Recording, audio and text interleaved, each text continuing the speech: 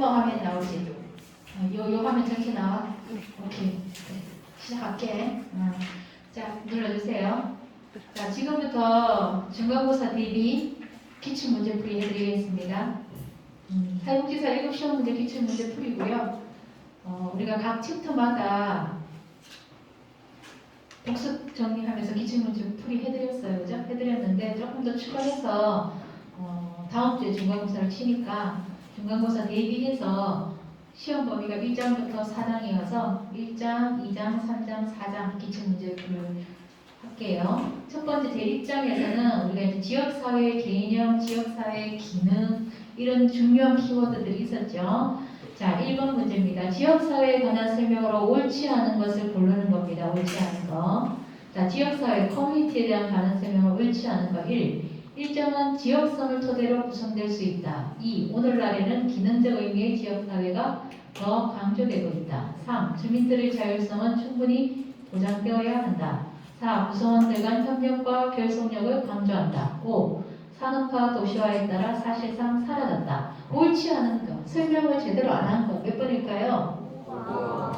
자, 이 지역사회라는 개념은 지리적 의미의 지역사회가 있고 기능적 지역사회 개념이 있었습니다. 그죠? 그래서 지역성을 토대로 구성될 수 있죠. 그죠? 특히 지리적 지역사회 같은 경우에는. 근데 오늘날 기능적 의미의 지역사회가 좀 더 강조되고 있긴 하죠. 지리적인 어떤 경계보다는 이 공동의 어떤 가치라든지 이익이라든지 이런 것들을 추구해서 기능적 의미의 지역사회가 더 강조되고 있는 특성들이 나타나기도 합니다. 주민들의 자율성 충분히 보장되어야 되고 그 지역 커뮤니티 안에 협력과 결속력을 강조하는데 산업화 도시화됐다고 해서 지역사회가 사라졌나요? 지역사회는 변화되는 형태로 여전히 존재합니다. 그죠? 변화했을 뿐이지 지역사회, 커뮤니티 자체가 사라진 건 아니죠. 오늘날은 지리적 경계의 어떤 의미의 지역사회보다는 기능적 의미의 지역사회가 확대되고 있긴 하나 여전히 지리적, 기능적 의미의 지역사회가 존재하고 있습니다. 그래서 틀린 정답은 바로 몇 번? 5번이 됩니다. 그죠? 자, 2번 문제예요. 2번 문제는 길버트와 스페트라는 학자가 있었는데 지역사회의 기능과 제도를 연결해서 설명했는데 그 중에서 옳은 것은입니다. 바르게 연결한 것이에요. 자, 길버트와 스페트는 지역사회가 하는 것을 그 기능을 중심으로 설명하고 그 기능을 중점적으로 담당하고 있는 제도와 연결시켜서 지역사회의 기능을 설명하고 있었죠. 중요하다고 했습니다. 그죠?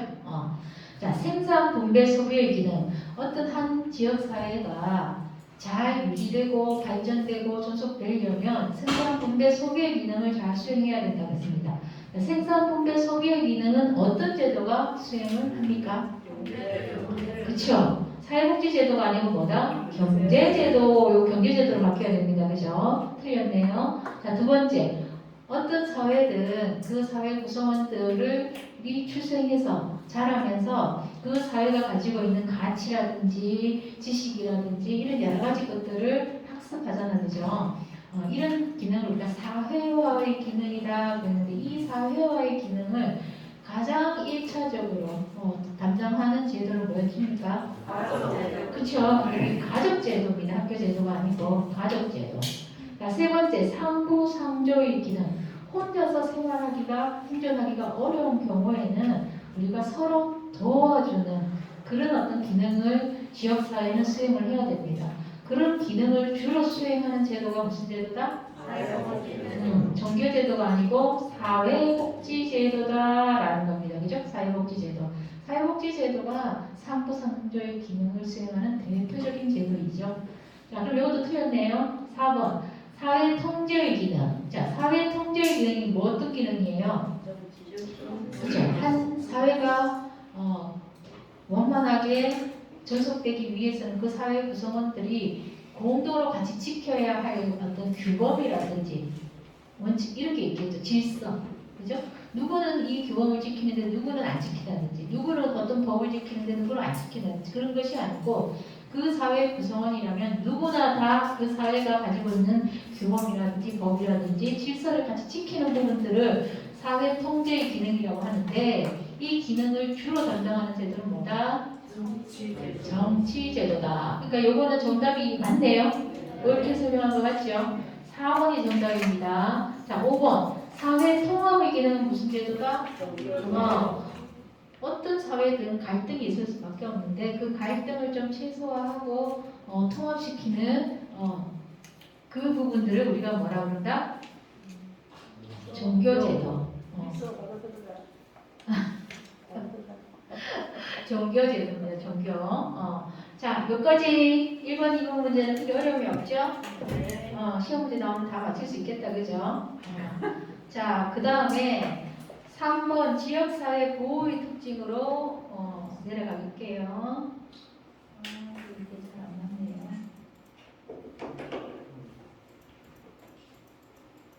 자, 3번, 4번, 5번 문제를 같이 풀어보도록 하겠습니다.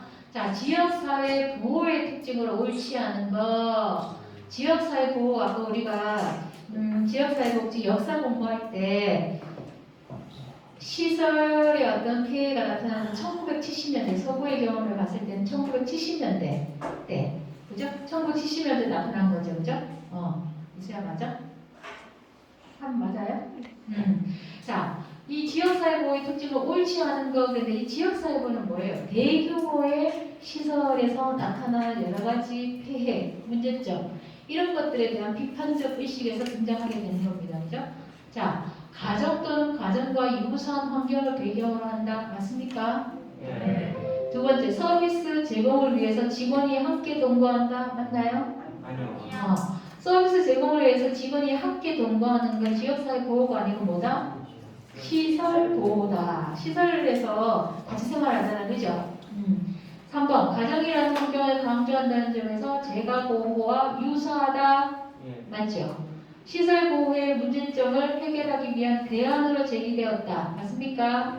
네. 탈시설화 정상화의 원리와 밀접하게 연관이 있다. 탈시설화라는 게 뭡니까? 시설을 kontrol. 그쵸? 대규모의 시설에서 나타나는 인권 유린이라든지 여러 가지 문제점들, 이런 문제점들을 해결하기 위해서 나타나는 문제가 대규모 시설을 좀 지향이 아니고 지향하자. 소규모의 시설이라든지 주간보호, 야간보호 혹은 시설의 어떤 투명성 이런 부분들이 탈시설하는 거잖아요. 그죠? 대규모 시설을 좀 지향하고 소규모의 시설이라든지 아니면 그 시설조차도 좀 사회화한다는 거죠. 투명하게. 자, 그런 어떤 탈시설화의 개념은 지역사회 보호 개념과 굉장히 밀접하게 연관되어 있죠. 그 지역사회 내에서 혹은 자기 집에서 서비스를 받는 거. 그죠? 자, 정상화의 원리도 우리가 노멀리제이션 개념 했었죠. 저 앞에서 지역사회복지의 대표적인 중요한 이념 중에 하나였습니다. 그죠? 예전에 이 정신지체, 지금은 발달장애인이라든지 뭐 지적장애인들 대상으로 했을 때 예전에 그들을 그 대규모 시설에서 따로 서비스를 제공하면서 보호하던 것을 좀 문제점을 제기하면서 그것이 아니고 지역사회 내에서 다른 어떤 장애가 없는 비장애인이라든지 그런 지역사회 구성원들과 다 함께 같이 살아갈 수 있는, 그래서 그들이 가지고 있는 어떤 어려움을 그 지역사회 내에서 상호 극복할 수 있게끔 사회적인 제도라든지 정책들을 뒷받치면서 그 문제점들을 해결하게끔 하려고 하는 거죠. 그것이 바람직한 정상적인 것으로 보는 거죠. 정상화의 원리라는 건 그런 겁니다. 이것은 지역사회 보호와 굉장히 밀접한 연관이 있고요. 그래서 정답은 아닌 것이니까 몇 번이다? 2번이 됩니다. 2번. 자, 그 다음 중 기능적 지역사회에 대한 설명을 고려가 본 것은, 우리가 지역사회 개념을 설명을 할 때 어떻게 했어요? 지리적 지역사회가 있고 기능적 지역사회가 있다 그랬어요. 기능적 지역사회라는 것은 이 커뮤니티라는 것을 갖다가 공동체로 또 번역하기도 많이 한다고 얘기를 했습니다. 그죠? 첫 번째, 동일한 관심사를 가진 사람들로 구성된 공동체이다. 맞는 설명입니까? 네. 두 번째, 합의성, 일체감, 공동생활 양식 및 가치, 공동 노력이 강조된다. 맞나요? 3. 사회복지계, 종교계, 재계 등이 해당한다. 이거는 뭐예요? 사회복지계, 종교계, 재계. 그 사회복지계는 사회복지계만의 어떤 특성을 가지고 있고 그들만의 공통적인 어떤 이해관계라든지 추구하는 가치 이런 것들이 각각 있는 거잖아요. 그죠? 4번 지역성을 기반으로 상부상조의 기능이 강조된다. 맞습니까? 이거는 기능적 지역사회가 아니고 뭐다? 지리적 지역사회다. 지리적 지역사회에 대한 설명이잖아. 그죠? 5번 행정구역의 경계를 넘어 구성될 수 있다. 기능적 지역사회는 지역성을 뛰어넘는 개념이니까 행정구역의 경계를 넘어 구성될 수 있죠. 그죠? 예를 들면 장애인 희망권에 대해서 어떤 같은 가치를 가지고 있어서 어떤 커뮤니티를 만들어서 운동을 한다. 그러면 서울에 살고 있는 장애인 가족들도 해당될 거고 우리 포항에 살고 있는 가족들도 해당될 거고 이렇게 지역의 경계를 넘어서고 있죠. 그걸 우리가 기능적 지역사회라고 한답니다. 그죠? 그래서 정답은 1, 2, 3과 5는 기능적 지역사회에 대한 설명인데 네 번째 요거는 뭐에 대한 설명이다? 지리적 지역사회에 대한 설명이기 때문에 정답은 4번이 됩니다. 그죠? 자, 여기까지 큰 어려움이 없으시죠? 자, 5번. 지역사회에 대한 관심이 새롭게 증가하는 이유로 옳지 않은 것은 이제 옳지 않은 것. 1번. 급격한 경제 성장이 가져온 부정적인 사회 현상에 대한 비판적 시각이 확산되기 때문에 지역사회에 대한 관심이 최근 많이 등장하고 있다. 맞는 설명일까요? 헷갈려요?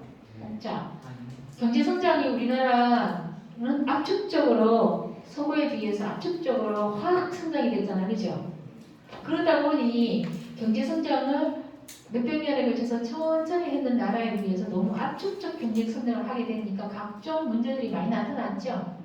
그래서 각종 사회 문제들, 불평등 문제부터 시작해서 각종 사회 문제들이 많이 나타났어요. 그래서 그러한 부정적인 사회 현상에 대해서 좀 비판적인 시각이 등장하게 되면서 이 커뮤니티에 대한 개념들이 좀 강조점, 중요성이 더 등장하게 된 거죠. 그죠? 옛날에는 농경사회에서는 어땠어요? 근데 이웃에 대한 관심이 많았죠. 우리 옆집에 숟가락 몇 개 있는지 다 알고 이랬단 말이야. 근데 산업화 이후에는 어때요? 이웃에 누가 살고 있는지 관심도 없고 막 이랬단 말이에요. 그래서 그렇게 나타나는 문제점들이 등장한 거죠. 내 이웃에 어떤 사람이 죽어도 한 달이 넘어도 발견되지 않다가 냄새가 나서 발견된다든지 이런 여러 가지 문제들이 등장하게 되면서 그런 어떤 이웃에 대한 어떤 공동체에 대한 개념들이라든지 이런 부분들이 새로 부각되기 시작하는 거잖아요. 자, 그 다음 분권화의 문제점으로 중앙 집권 체제의 필요성 증가하면서 지역사회에 대한 관심이 새롭게 증가했다. 맞습니까?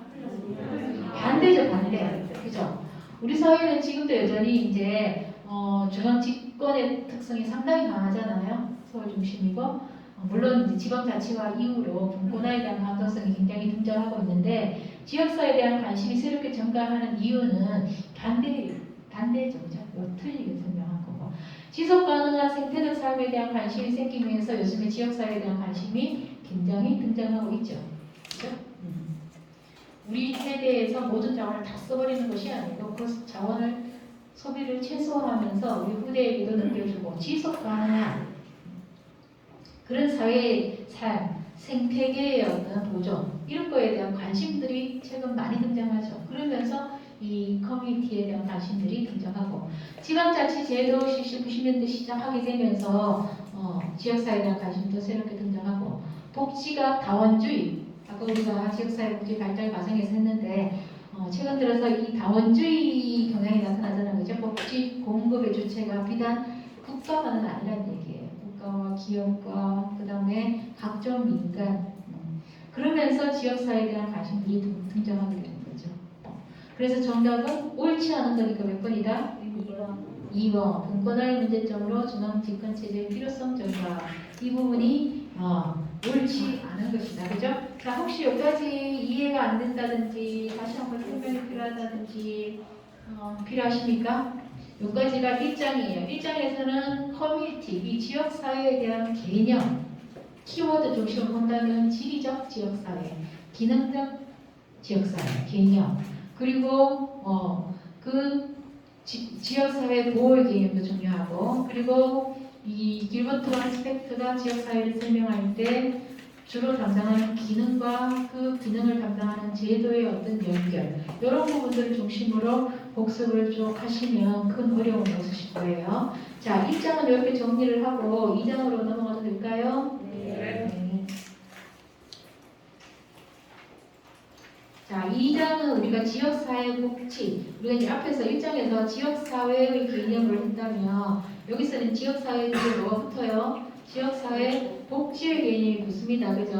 자, 지역사회 복지의 개념이 들어가는데 2장도 한번 살펴봅시다. 첫 번째, 지역사회 복지에 대한 설명이 올바르지 못한 거. 자, 1, 2, 3, 4, 5 한번 쭉 읽어보세요. 읽어보시고 몇 번이 정답일까? 이것이 시험 문제 나온다면 여러분 몇 번을 체크할 건지 지금 다 한번 빨리 한번 1분 드릴게요. 30초 드릴게요.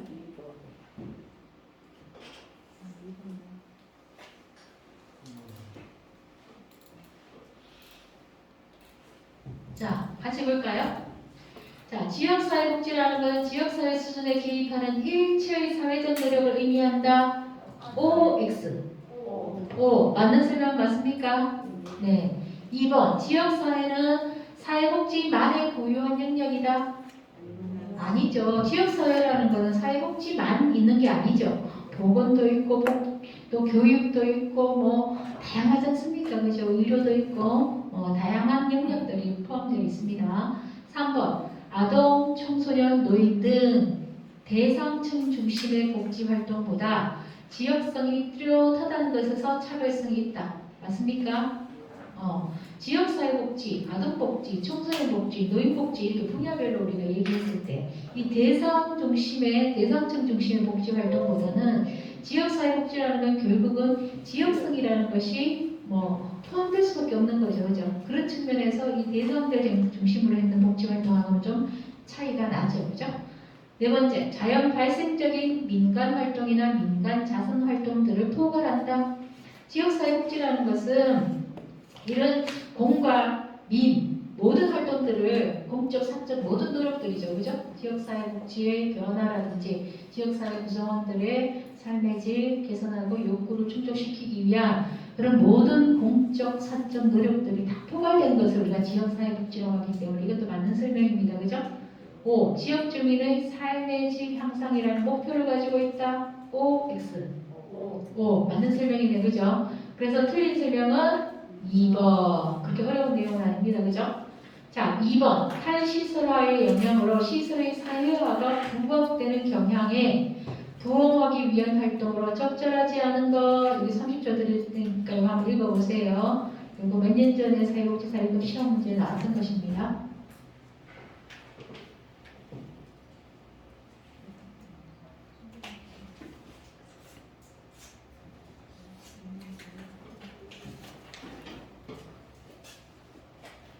몇 번일까요? 정답은? 5번.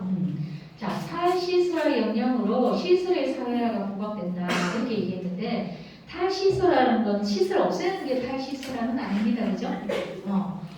시설병이라는 게 있고 시설이 인권 유린하고 이러니까 다 없애버려야 돼. 그게 탈시설화야. 이건 아니에요. 기존에 있는 대규모의 시설에서 시설 보호에서 발생하는 여러 가지 문제점들을 개선할 필요성에 의해서 제기된 것이 탈시설화인데 이 탈시설화라는 것은 대규모의 시설은 좀 지양을 하고 소규모 시설을 하고 또 그 시설을 좀 사회화의 어떤 기능을 확대하는 부분이에요. 사회화의 기능이라는 것은 지역 주민들에게 교육 프로그램을 제공한다. 즉 지역 주민하고 그 시설하고 상호소통한다는 얘기예요. 투명하게. 두 번째, 시설과 서비스의 개방. 폐쇄적으로 운영하지 않는다는 얘기예요. 지역사회하고 끊임없이 상호소통한다는 얘기예요. 그래서 서비스를 지역사회에다가 시설과 서비스를 개방해가지고 서로 교류한다는 얘기예요. 폐쇄성에서 발생하는 어떤 문제점들이 상당히 심각하잖아요. 그죠? 인권 유린 문제가 이렇게 시설이 개방되고 지역사회하고 굉장히 상호소통이 잘 이루어지고 투명하고 개방되어 있다 그러면 인권 유린 문제가 잘 발생할 가능성이 낮죠. 세 번째, 지역사회 자원의 활용 맞고요. 시설 생활자의 지역사회 참여 맞죠? 시설에 생활하시는 그분들도 또 그 시설에 속해 있는 지역사회에 끊임없이 같이 참여하는 거죠. 서로. 5번 시설생활제에 대한 규제 및 규율을 강화한다. 이거는 뭡니까? 오히려 폐쇄적인 거고, 그죠? 규제와 규율을 강화한다는 것은 시설의 사회화와 반대되는 어떤 개념을 봐야 되겠네요. 그래서 정답은 5번이다. 그쵸? 크게 어려움은 없으시죠? 자, 그 다음에 세 번째, 지역사회복지 실천의 원칙입니다. 지역사회복지 실천의 원칙 여러 가지 것들이 있었는데, 잘못된 것을 고르세요. 한번 요거 읽어보시겠어요, 여러분들이? 30초 드릴 테니까 뭐가 잘못 설명한 건지 한번 보시기 바랍니다.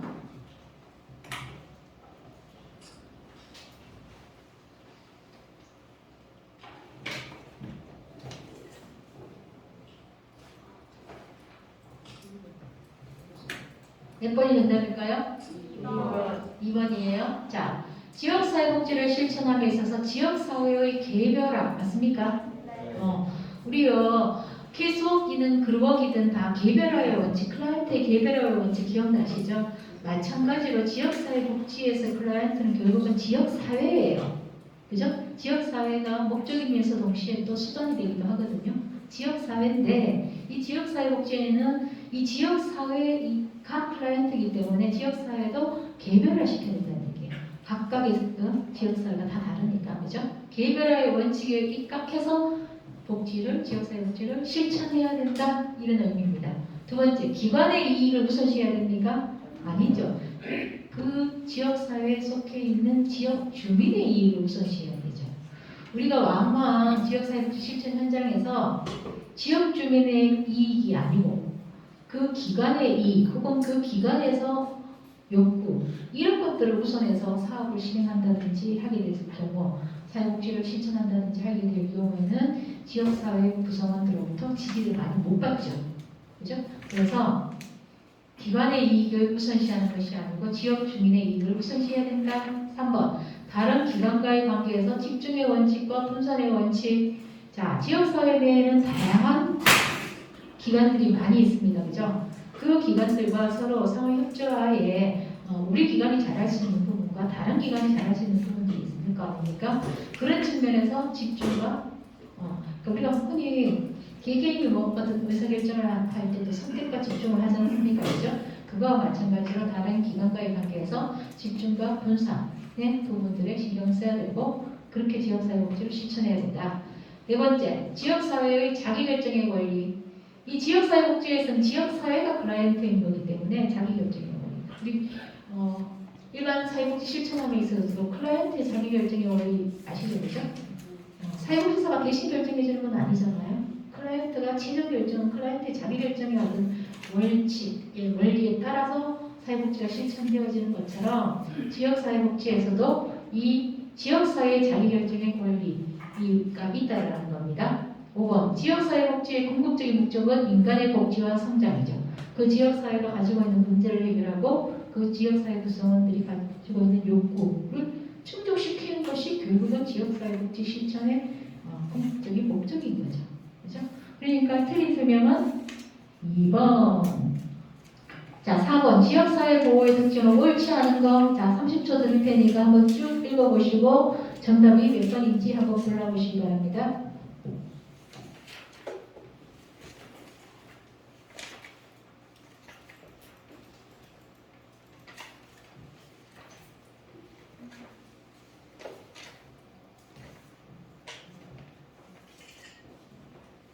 자, 골라보셨어요? 네.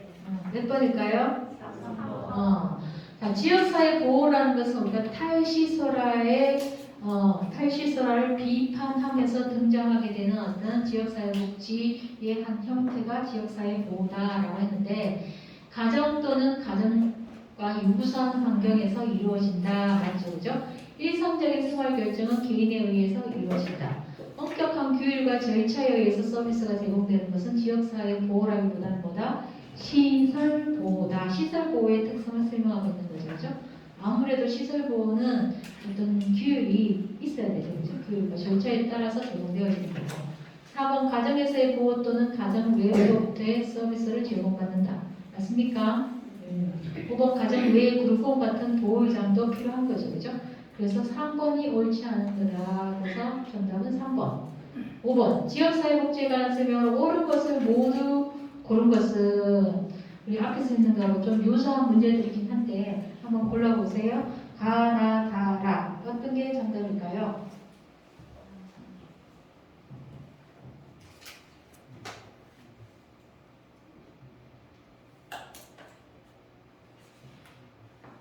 정답 찾으셨어요? 몇 번? 2번. 이런 문제가 많이 나와요. 사회복지사 1급 시험 문제에서는 이렇게 보기를 4개 내놓고 옳은 것을 모두 골라준 거, 바르게 짝지어진 거, 혹은 바르게 짝지어지지 않은 거, 이렇게 짝짓기 문제 이게 많이 나와요. 그러면 이런 문제는 약간의 요령도 필요가 있어요. 시간 단축하기 위해서 사회복지사 1급 시험 문제 칠 때는 시간도 중요하니까 이제 자 1번 지역사회는 개인과 동일하게 자기결정의 권리를 갖는다. 맞죠? 그럼 가가 일단 다 들어가야 돼. 그렇지? 자, 지역사회는 실천의 대상일 뿐 실천의 수단으로 삼아서는 안 된다? 아니죠. 실천 대상이면서 동시에 수단이잖아. 그럼 아닌 거 명백한 거는 나 들어간 거예요. 나 들어간 걸 다 꺼버려 일단. 나 꺼시고 나 꺼버리고 나 꺼. 그럼 정답은 뭐예요? 2번 또는 4번인데 가가 아까 맞다 그랬으니까 바로 나오죠. 다라를 읽을 것 없이. 근데 다라를 읽긴 읽어야 돼요.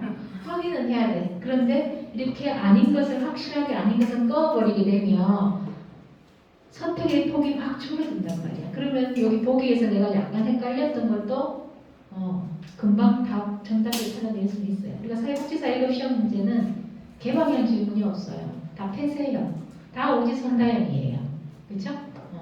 그래서 자 지역사회는 개인과 동일하게 자기결정의 권리를 갖는다. 맞고요. 나는 틀렸고 다 주민 자립과 지역사회 통합을 통해서 지역사회의 변화를 기한다. 맞습니다. 그죠? 개입의 1차적 목표는 문제를 가진 개인의 변화입니까? 지역사회 복지는 지역사회의 변화가 1차적 목적인 거죠. 그래서 정답은 다가 맞다. 그죠?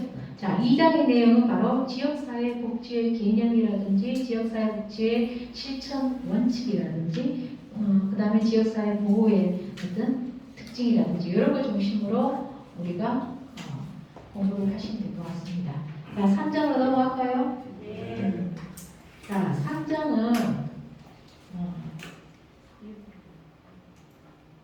3장은 지역사회복지 이론에 대한 겁니다. 그죠? 우리가 대표적으로 기능주의와 갈등주의에 대해서 살펴봤고요. 거기서 파생되어지는 구체적인 티어리, 구조기능론이라든지 갈등론이라든지 아니면 교환 이론이라든지 체계 이론, 생태 이론, 인파워먼트 이론이라든지 다양한 엘리트 이론, 다원주의 이론 여러 가지 이론들이 많이 있었죠, 그죠? 그 이론들 각각에 대해서 기본 개념과 특성에 대해서 좀 키워드 중심으로 정리를 한번 해보시면 될 것 같아요, 그죠? 자, 우선 1번은 체계 이론에 대한 겁니다. 이 체계 이론은 처음에 생물학 쪽에서 먼저 나온 개념이에요, 그죠? 그런데 이게 사회학적으로 넘어오게 되면서 이 용어를 우리가 쓰게 됐는데 사회복지 분야에서 이 체계 이론은 굉장히 많이 쓰이고 있습니다. 자, 체계 이론에 대한 설명을 옳지 않은 거 이제 이 체계 이론에 대한 설명을 쭉 달고 있어요. 여러 가지 특성들을 30초 드릴 테니까 여러분이 쭉 한번 읽어보시고 틀리게 설명한 걸 한번 골라보세요.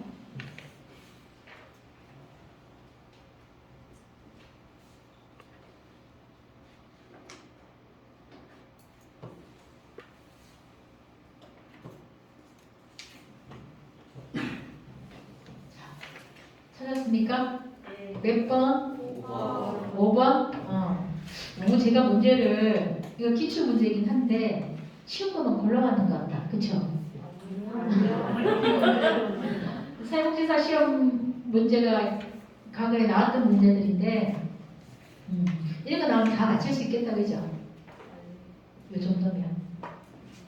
그죠? 자, 다음 중 체계 이론에 대한 설명을 옳지 않은 거 1. 전체로서의 체계는 부분의 단순 총합 그 이상의 상위 체계이다. 맞습니까?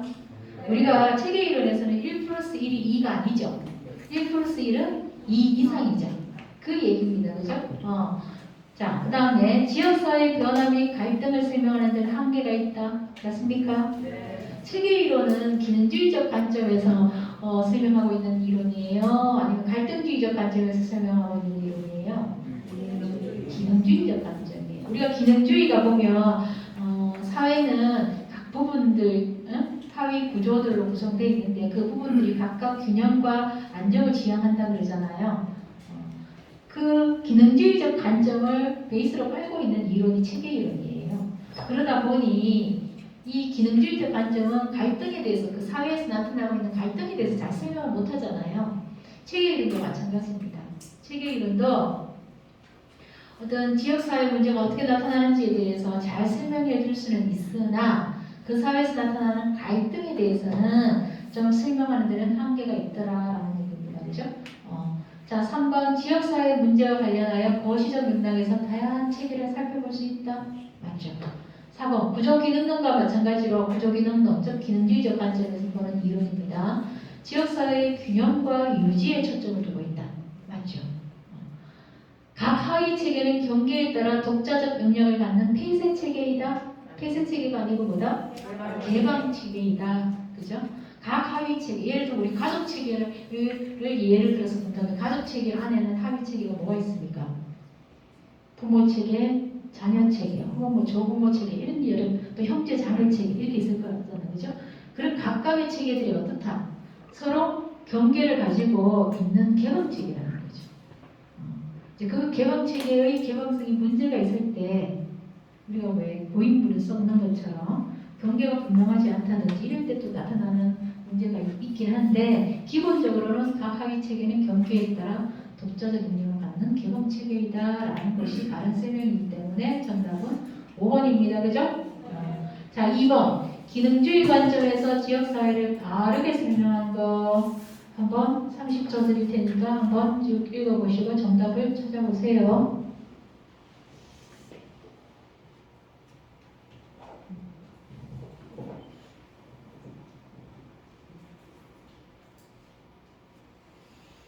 이소라 그거 들고 있느라고 요거 잘 보기 힘들어? 괜찮아?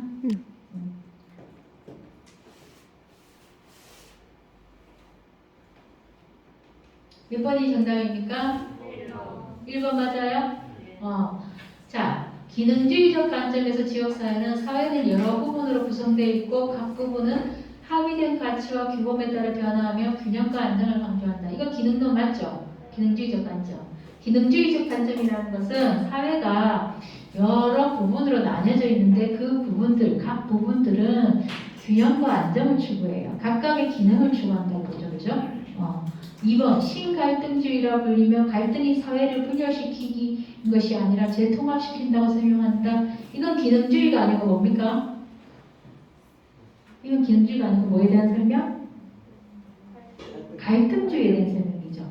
갈등주의자들은 갈등이 반드시 나쁜 것만은 아니라고 보는 거죠. 사회를 분열시키는 건 그런 특성만 있는 게 아니라고 보는 거예요. 갈등이 있기 때문에 그 갈등을 해결하기 위해서 이 갈등주의자들 입장에서는 갈등이 그 사회를 또 발전시킬 수 있는 동력이 된다. 이렇게 설명하고 있죠.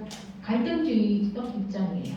세 번째, 사회 갈등의 제도화, 즉 압력과 정책 수립을 통하여 갈등의 수용을 주장한다. 맞습니까? 맞죠. 그죠?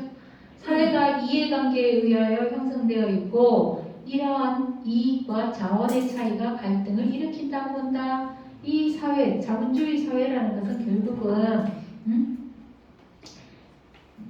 계급이 다를 수 있고 아니면 이해관계가 다를 수 있고 이렇기 때문에 결국 갈등이 일어날 수밖에 없다고 본다는 얘기예요. 갈등은 본질적으로 존재한다라고 보는 거죠. 자, 5번 지역사회 문제와 주민의 욕구를 해결하기 위한 권력, 권위, 경제적 자원의 재분배를 요구한다.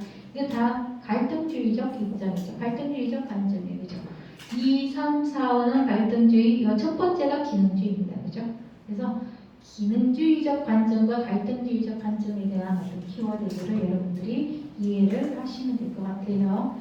자, 그 다음 3번 문제 들어갈게요. 자, 교환 이론에 대한 설명을 옳지 않은 겁니다. 자, 잠시 30초 정도 한번 여러분들이 살펴보시기 바랍니다. 교환 이론에 대한 거.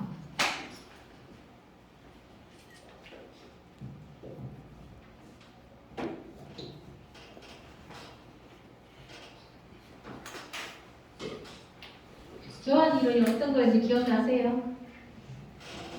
교환 이론이라는 건 뭐예요? 모든 관계는 교환을 통해서 이루어진다라고 보는 겁니다. 그죠? 이 교환될 수 있는 거에는 뭐만 있어요? 물적 자원만 있어요? 물적 자원 이외에도 있어요. 그러니까 나는 내가 자원봉사자라고 했을 때 내가 자원봉사를 받는 대상자한테 나의 시간과 돈과 경제적 자원과 이런 걸 투자한다라고 하지만 나도 받는 게 있다고 본다는 얘기예요. 그래서 그 관계가 형성된다라고 보는 거죠. 어떤 거? 자원봉사를 하면서 느끼는 만족감이라든지 자기 어떤 존재의 어떤 중요성이라든지 뭐 이런 여러 가지 것들이 있잖아요. 그죠? 그런 어떤 비물질적인 거조차도 교환할 수 있는 자원이라고 보는 거예요. 근데 그 교환할 수 있는 자원이 대등하지 않을 때 그럴 때 뭐가 발생한다고 보는 거예요. 권력관계가 형성된다라고 보는 거죠. 내가 대등한 자원이 있을 때는 서로 교환할 수 있는 자원이 대등할 때는 관계가 대등하게 형성되어지는데 그렇지 않을 경우는 종속되어지게 됩니다. 그죠? 그래서 예를 들면 이 교환 이론에서 주장하는 부분은 예를 들면 노인 같은 경우에는 나이가 들면서 노화가 되면서 교환할 수 있는 자원이 줄어든다고 보는 거예요. 그래서 그만큼 권력이 줄어든다고 보는 거죠. 기본적인 어떤 베이스는 그렇습니다. 그죠? 권력 교환은 무엇을 주는 대신에 다른 보상을 얻고자 할 때 발생한다. 참 교환 이론에 대한 설명으로 옳지 않은 거 몇 번이에요? 이런 문제 너무 쉽죠?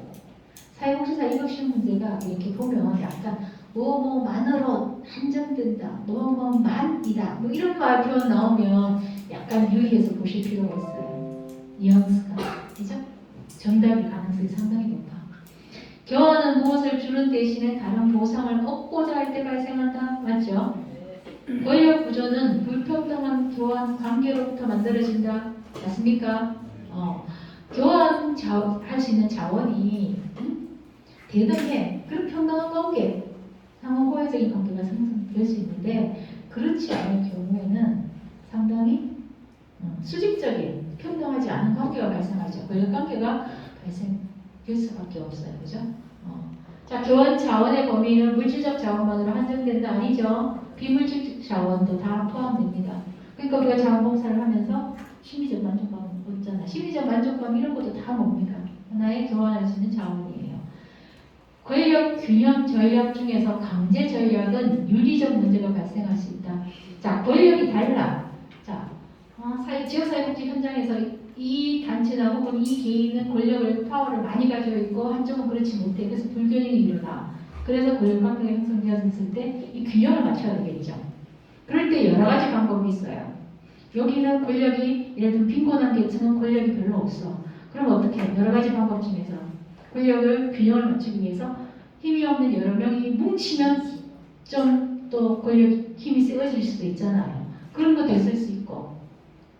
근데 그거를 권력 균형을 잡기 위한 전략의 사용에 있어서 강제로 하게 됐을 경우에는 윤리적 문제가 발생할 수밖에 없죠. 내가 권력이 별로 균형이 안 맞아서 강제로 뭐 뺏는다든지 이러면 어떻게 돼요?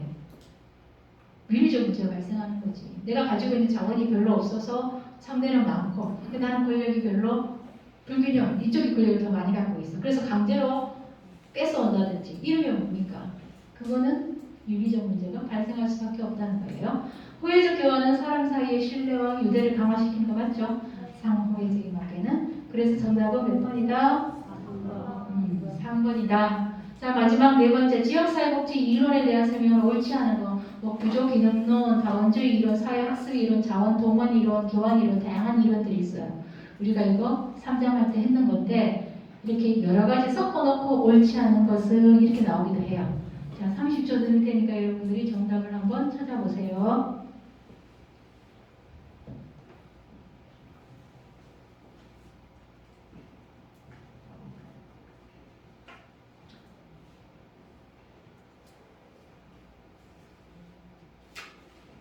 몇 번이 정답일까요? 2번? 또 다른 분은? 자, 구조기능론은 사회 내의 각 구조가 기능하여 전체 사회의 조화와 안정, 균형 등을 이루어 나간다고 본다. 맞습니까? 그 구조들이 각각의 기능을 수행한다라고 보는 거죠. 그 기능을 각각의 기능을 수행하지 못할 때 문제가 발생한다 이렇게 보는 거잖아요. 맞아요, 그죠? 2번은 왜 틀렸다고 생각하셨어요, 여러분들이? 엘리트 계층이 아니고. 응? 엘리트 계층이 아니라. 다원주의 이론은 다양한 엘리트 계층이 자신들의 집중 능력으로 사회를 위한 결정을 내린다고 한다. 이거는 엘리트 계층이 아니다. 그럼 뭐? 다양한 이익 계층이다, 그죠? 이거는 엘리트 계층들이 일부 엘리트 계층이 어떤 그 사회, 지역 사회가 가지고 있는 중요한 의사 결정을 하는 정책이라든지 이런 거에 영향을 미친다고 하는 거는 다원주의 이론이 아니고 무슨 이론이다? 엘리트 이론이다, 그렇죠? 소수의 엘리트 계층이 그 지역 사회가 가지고 있는 지역 사회에서 중요한 의사 결정, 그 정책 이완할 때 소수의 엘리트 계층이 영향을 미친다 하는 건 엘리트 이론이고, 다원주의 이론은 엘리트 계층이 아니고 뭐요? 다양한 이익 집단들, 여러 이익 집단들, 다양한 이익 집단들이 서로 자기의 이익을 달성하기 위해서 영향을 미쳐서 그 지역 사회에서 의사 결정을 하려고 하는 거. 그거는 다원주의. 그래서 2번이 틀렸네, 그죠? 3번 사회학습 이론은 지역사회에 관한 학습과 교육을 통해 주민의 역량을 강화함으로써 지역사회 발전을 추구한다. 맞죠? 자원 동원 이론은 말 그대로 뭡니까? 조직이 사회 행동을 하기 위해서 동원할 수 있는 자원이 얼마나에 따라서 그 활동 범위라든지 한계라든지 이런 것이 규정된다 이렇게 본 거죠. 그래서 동원할 수 있는 자원이 많이 있으면 많을수록 뭡니까? 그 한계는 줄어들 수밖에 없겠죠. 교원 이론 아까 했죠, 그죠? 지역사회복지도 결국은 교원의 장에서 이루어진다라고 보는 겁니다, 그죠? 그래서 정답은 2번입니다. 자, 여기까지가 3장 내용, 지역사회복지 이론, 기능주의 관점과 발전주의 관점, 그리고 구체적인 하위 이론에 대한 설명드렸습니다. 자, 여기까지 크게 어려움 없으시죠? 중간보다 침대 크게 어려움은 없으시겠죠? 그래도 여러분 공부 좀 많이 하셨네, 그죠? 동영상 강의가 도움이 됐어요? 비대면 수업을 계속 할 걸 그랬나? 아니요. 대면 수업의 뭐 단점 10가지 해서 요즘 대학생들이 올려놓은 거 혹시 보셨어요? 교수님의 목소리를 2배 수업으로 돌릴 수가 없다. 대면 수업하면 또 뭐 여러 가지인데 또 뭐 있을까요? 마스크 써야 되는 거. 별로 안 친한 친구한테 반가운 척 인사해야 된다. 그 다음에 대면 수업 할 때는 또 밥을 먹으면서 뭐 식사를 하면서 수업을 들을 수가 없다. 뭐 이런 것도 있고 많이 있대요. 자, 뭐 중간에 끊을 수 없다. 뭐 이런 것도 있는 것 같고. 자, 지역사회복지 제4장 우리 지역사회복지의 발달 과정에 대한 거, 역사, 히스토리에 대한 겁니다. 그죠?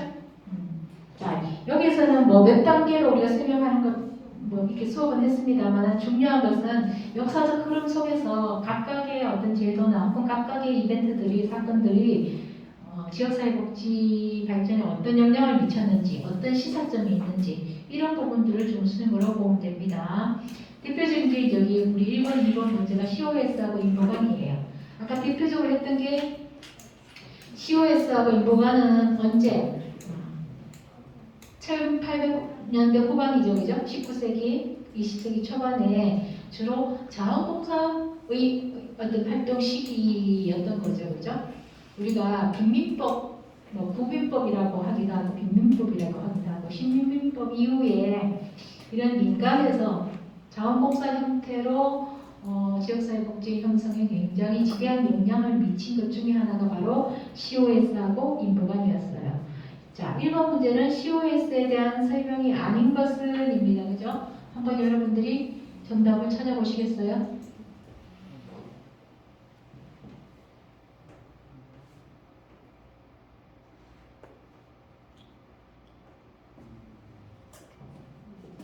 찾았어요? 몇 번? 4번? 4번은 왜 정답이 아닐까요?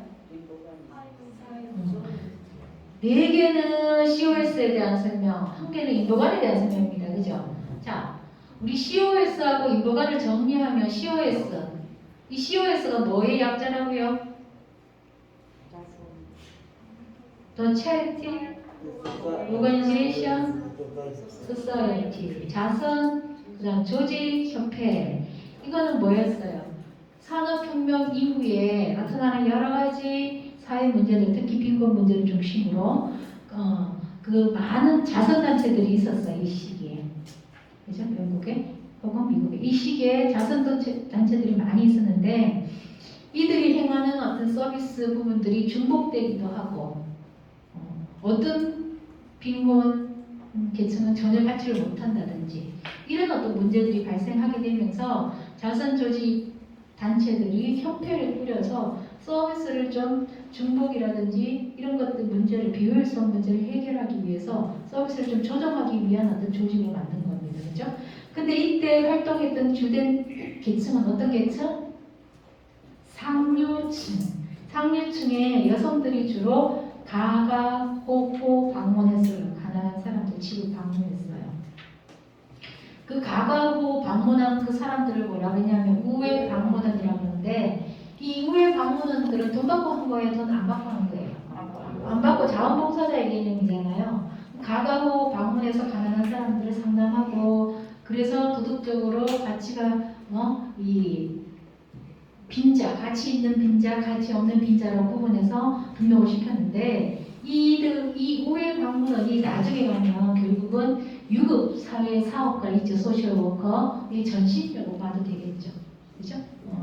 자, 이 자선조직협회는 사회 진화론 및 적자 생존의 논리와 밀접한 관련이 있는데 이데올로기가 사회의 이 진화론이었죠. 그죠?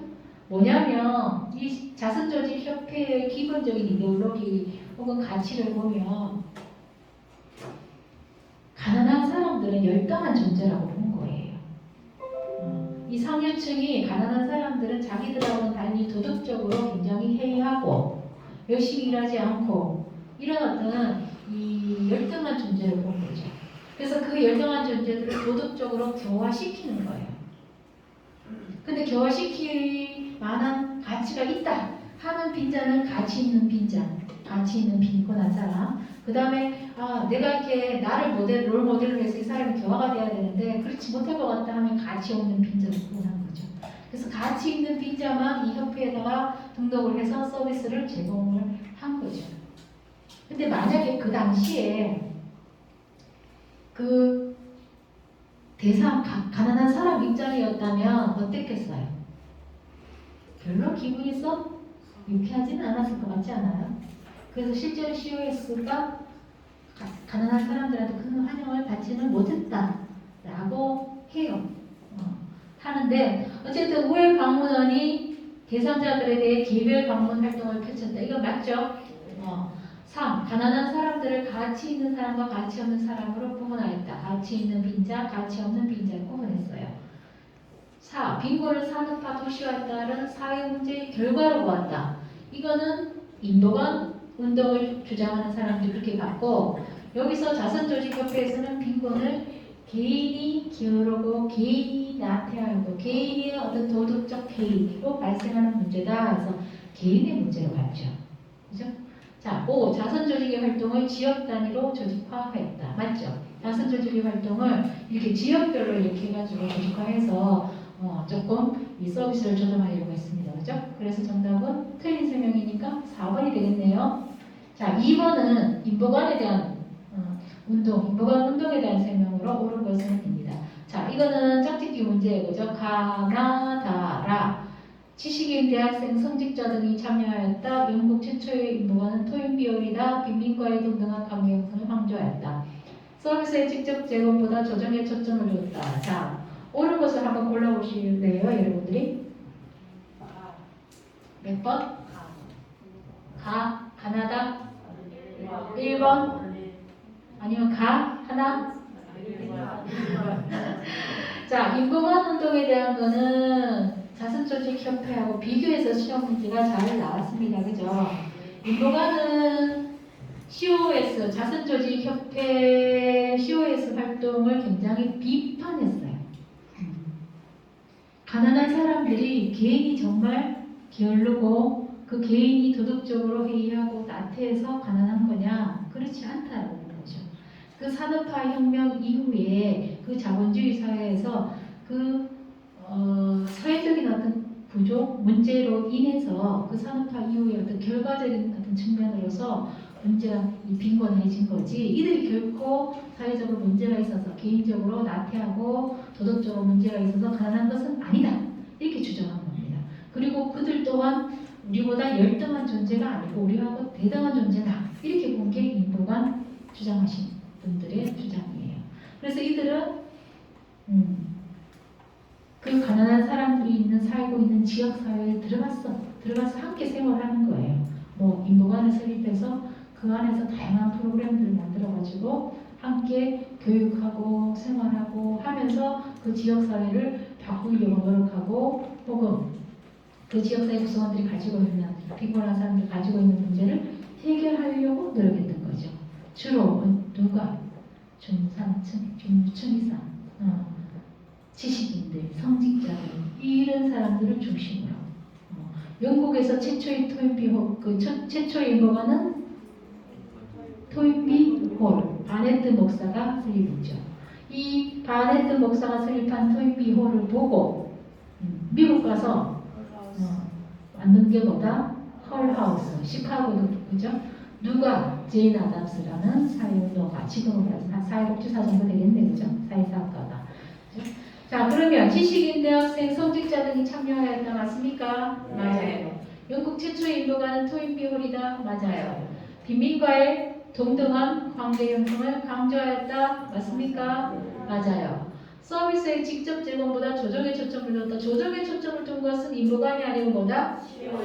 COS죠. COS. 그래서 정답은 가나다. 자, 그 이후에 문제를 조금 만들어다 보니까 그 이후에 문제는 없는데요. 그 이후에 제1차 세계대전 이후에 국가의 어떤 책임 중심으로 해서 지역사회복지가 이루어지고 전문가 중심, 그 다음에 지역사회복지가 좀 축소되어가는 시기를 거쳐서 확대되어가는 활성화된 시기, 그리고 또 다원주의 형태로 나타나는 제3의 기준으로 나타나는 그런 역사적 흐름 속에서 지역사회복지가 변화 발전해왔다라고 이해하시면 될 것 같고요. 자, 그 다음에 이제 우리나라의 지역사회복지의 역사, 특징 이런 것들을 한번 살펴봅시다. 1번은 조선시대에 이루어졌던 그런 전통 인보 3조 관행 및 인보제도에 관한 설명으로 틀린 것은 입니다. 약간 어려울 수도 있을 것 같긴 해요. 예전에 나왔던 사회복사 1급 시험 문제인데 한번 여러분들이 30초 드릴 테니까 한번 보셔요. 뭐가 틀린 건지. 정답은 몇 번일까요?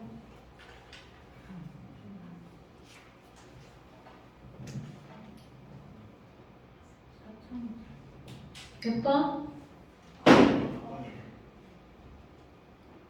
사참, 철록 단위로 진행된 그 효율 제도로 국가의 지도와 감독을 받았다. 국가의 지도와 감독을 받았다. 맞죠?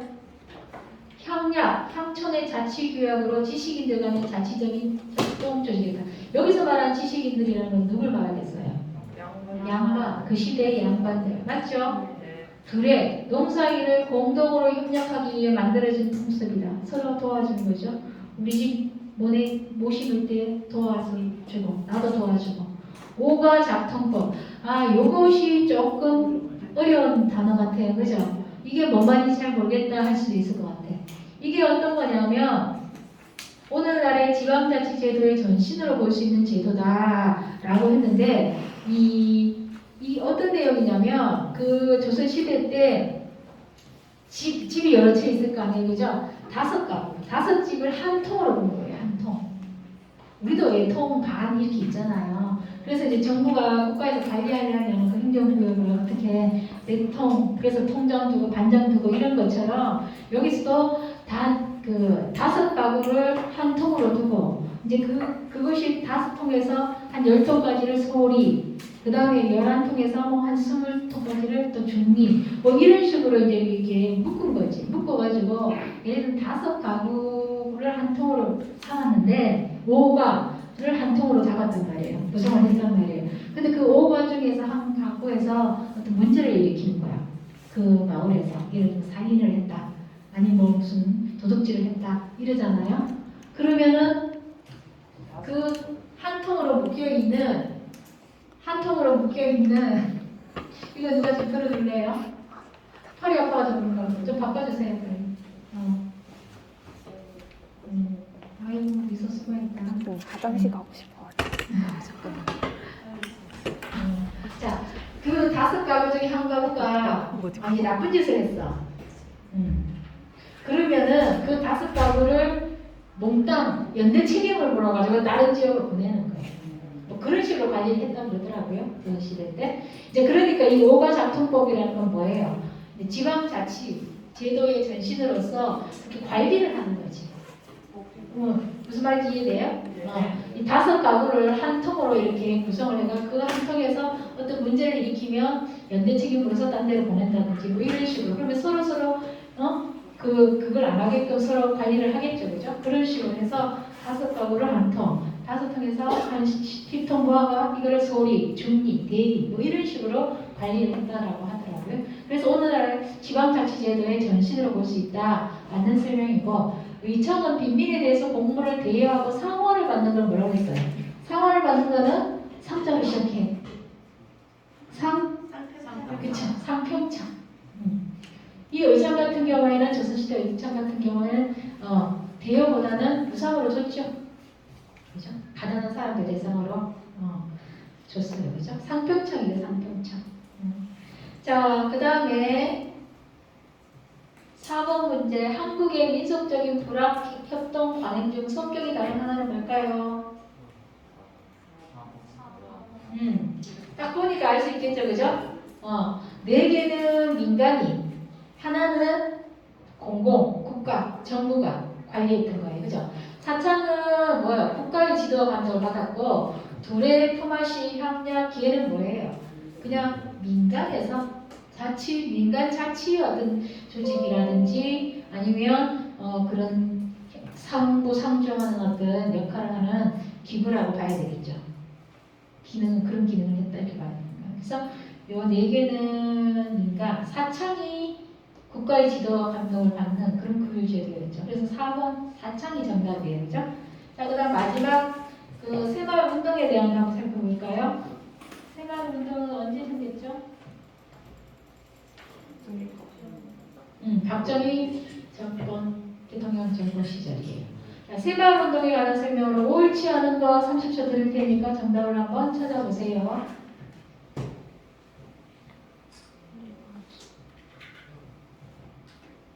몇 번? 교수님, 새마을 나를 알 수 없습니다. 알 수 없긴 해요. 그죠? 그러나 그거 몰라도 답은 맞출 수 있어. 그죠? 몇 번?